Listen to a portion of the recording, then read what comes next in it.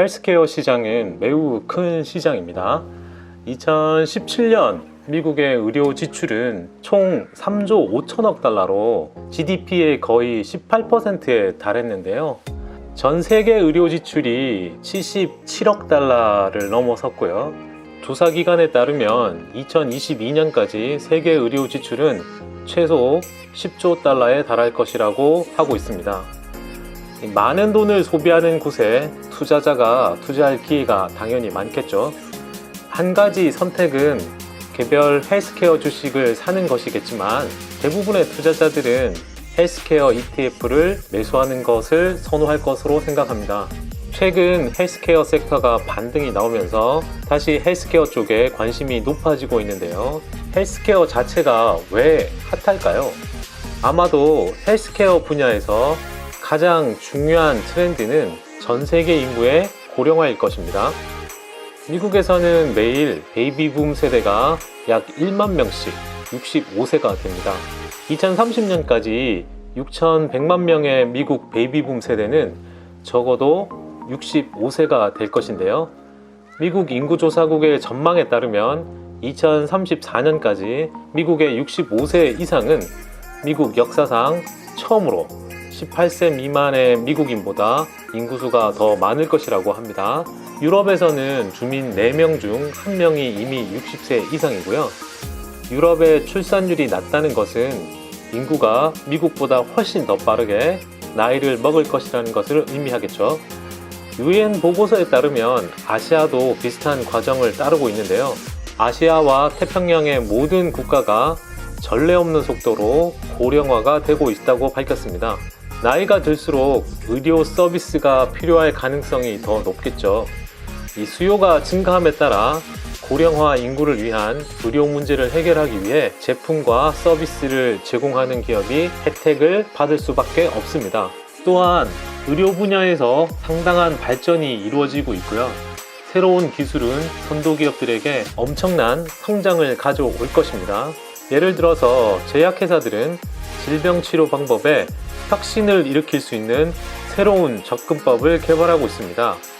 개인의 유전 정보가 적절한 치료법을 결정하는 데 사용되는 개인화된 의료의 사용이 추진력을 얻고도 있죠. 이것은 암 치료에서 특히 그런데요. 암과 싸우기 위해 신체의 면역 체계를 사용하는 수백 가지의 면역요법이 임상 시험 중에 있고 이미 여러 면역요법이 출시되었습니다. 생명공학 및 제약회사는 과거에는 효과적인 치료법이 없었던 희귀 유전 질환을 치료하기 위해 유전자 편집을 사용하고 있습니다. 또한 진단회사들은 종양에서 분리되어 환자의 혈액으로 들어간 DNA 조각을 식별하는 액체 생검을 사용하여 초기 단계에 암을 검진하는 방법을 개발하고 있기도 하죠. 의료기기 회사들은 인공지능, 로봇공학 및 기타 고급 기술을 사용하여 의료 서비스 제공을 개선하는 새로운 기기를 출시하고 있습니다. 더불어 헬스케어 기업들 사이에는 수요 증가와 관련된 비용 상승을 통제할 수 있는 제품과 서비스를 제공하는 데 중점을 두고 있습니다. 특히 인터넷을 사용하여서 원격으로 의료 서비스를 제공하는 원격 의료 사용이 보다 광범위하게 채택되고 있는데요. 수술 로봇은 과거보다 훨씬 더 복잡하고 위험한 절차가 필요한 최소 침습 수술을 수행하는 데 사용되고 있습니다. 만성질환 환자를 모니터링하고 문제가 발생하면 의료 전문가에게 알리는 기술은 값비싼 병원 방문을 줄이는 데 도움이 됩니다. 그럼 헬스케어 투자에 ETF를 사용하는 이유는 무엇일까요? ETF를 사용하여 헬스케어에 투자하는 한 가지의 큰 이유가 있는데요. 그것은 당연히 포트폴리오 분산에 있겠죠. 헬스케어 ETF 상위 5개를 보면 각각 최소 57개의 주식을 보유하고 있고요. 3개의 ETF는 100개 이상의 주식을 보유하고 있습니다. 다양한 주식을 통한 이러한 분산은 투자자들이 감당해야 할 위험의 크기를 줄여주죠. 소수의 개별 주식만 크게 떨어지면 ETF가 보유한 나머지 주식들이 이러한 하락을 상쇄하기 때문입니다. 헬스케어 섹터가 매우 광범위하기 때문에 모든 헬스케어 주식이 항상 같은 방향으로 움직이는 것은 아닙니다. 예를 들어 의료기기 제조업체에 관한 규정은 의료기기 주식에 나쁜 영향을 줄 수 있지만 제약 주식에는 전혀 영향을 미치지 않겠죠. ETF를 사용하면 투자자들은 헬스케어 분야 내에 특정 산업을 대상으로 할 수도 있습니다.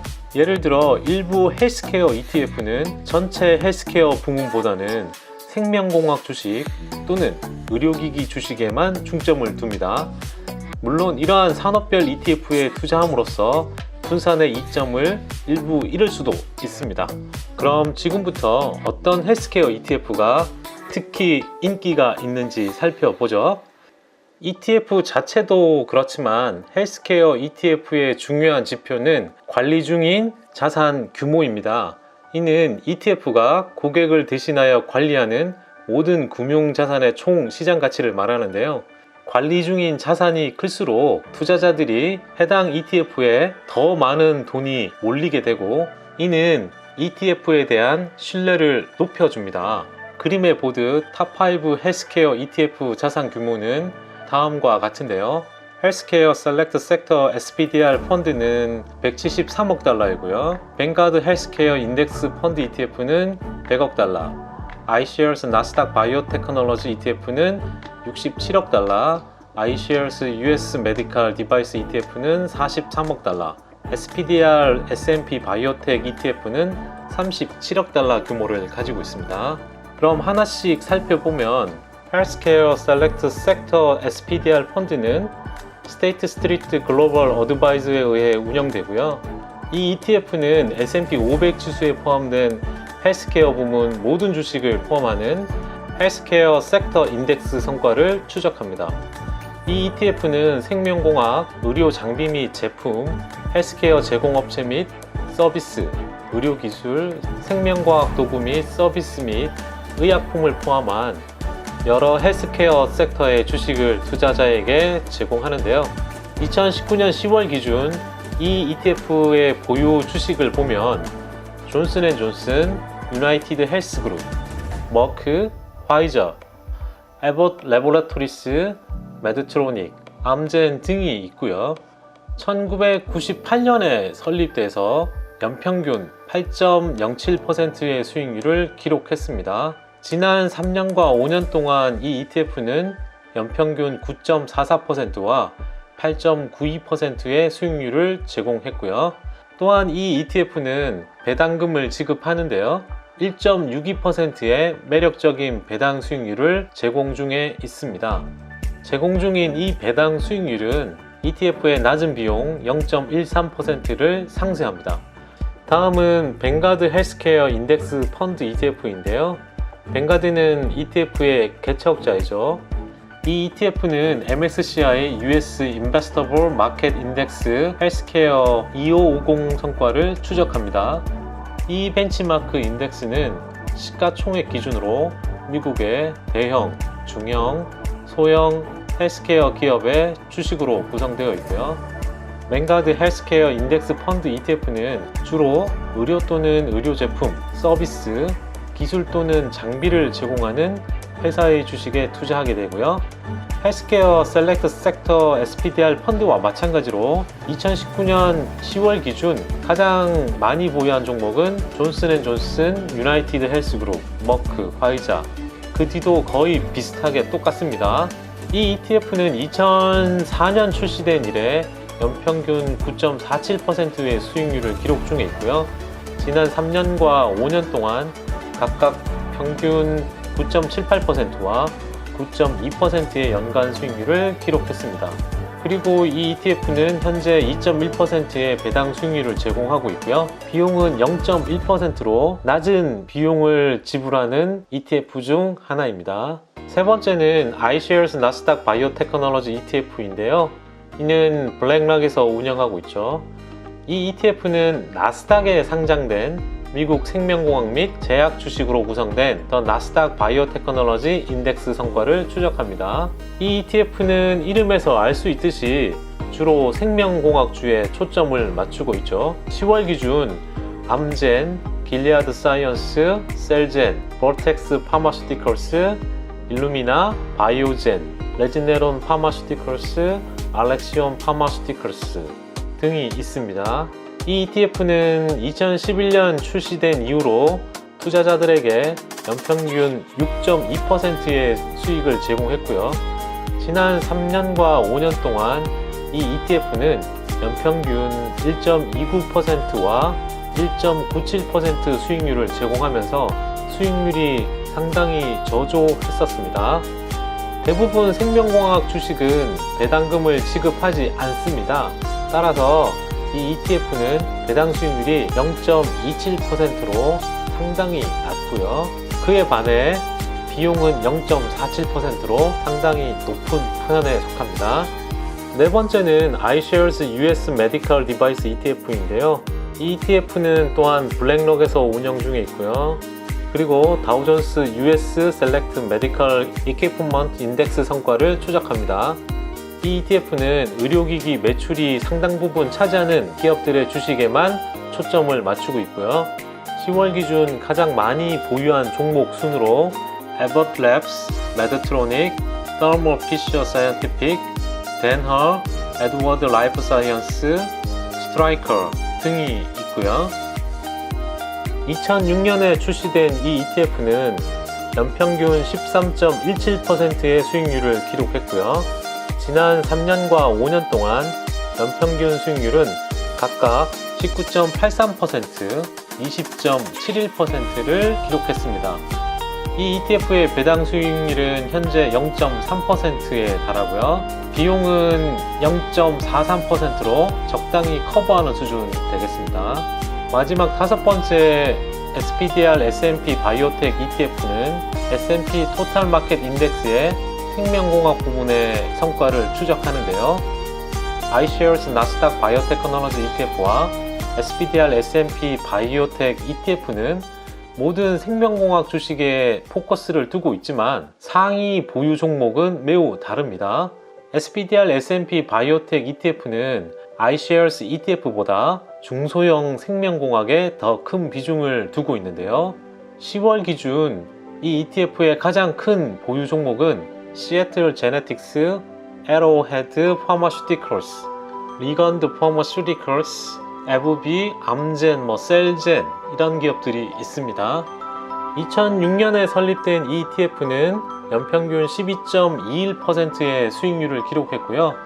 지난 3년과 5년 동안 각각 4.96%, 8.33%의 수익률을 기록했습니다.